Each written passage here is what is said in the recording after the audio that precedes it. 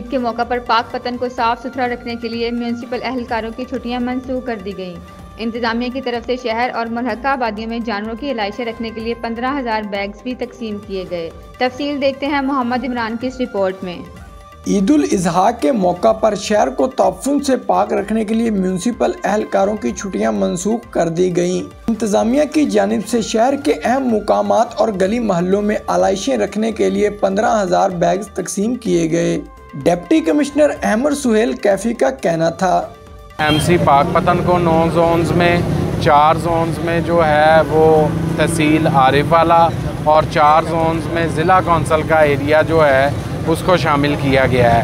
ہم نے اپنے جو کلیکشن پوائنٹس بھی بنائے ہیں، اس کے علاوہ شہر کے یہ جو زونز ہم نے بنائے ہیں وہاں پر باقاعدہ طور پر ڈیوٹی لگائی گئی ہے۔ لوگوں کو یہ ہدایت دے رہے ہیں کہ ان کو اس شاپر میں ڈال کر ویسٹ کو پراپر ڈیزیگنیٹڈ پلیس پر رکھیں۔ انتظامیہ کے مطابق شہر کو 9 سیکٹرز میں تقسیم کر کے صفائی ستھرائی کے لیے ٹیمیں تشکیل دے دی گئی۔ عملے کی چھٹیاں منسوخ کر دی ہیں۔ تمام افسران یہاں عید پر اسٹیشن پر ہی موجود رہیں گے۔ ایم سی کے ساتھ ساتھ باقی ضلع انتظامیہ کے باقی جتنے بھی افسران ہیں سب کی ڈیوٹیز لگ چکی ہوئی ہیں، وہ پرسنلی ایک زون کو سپروائز کریں گے۔ تقریباً ہم نے 15,000 کے قریب شاپرز بنوائے ہیں جو ہم جگہ جگہ جا کے ہاؤس ٹو ہاؤس ڈسٹریبیوٹ کر رہے ہیں۔ انتظامیہ کا کہنا ہے کہ شہری جانوروں کی علائشیں بیگ میں ڈال کر گھروں کے باہر رکھیں، جہاں سے میونسپل اہلکار اٹھا کر علائشیں بروقت ٹھکانے لگائیں گے۔ اوکاڑا تھانہ اے ڈویژن کی حدود میں چوری اور ڈکیتی کا نان سٹاپ سلسلہ جاری۔ پولیس شہریوں کو تحفظ فراہم کرنے میں مکمل طور پر ناکام۔ عید قریب آتے ہی موٹر سائیکل چور گینگ سرگرم، پولیس بے بس دکھائی دینے لگی۔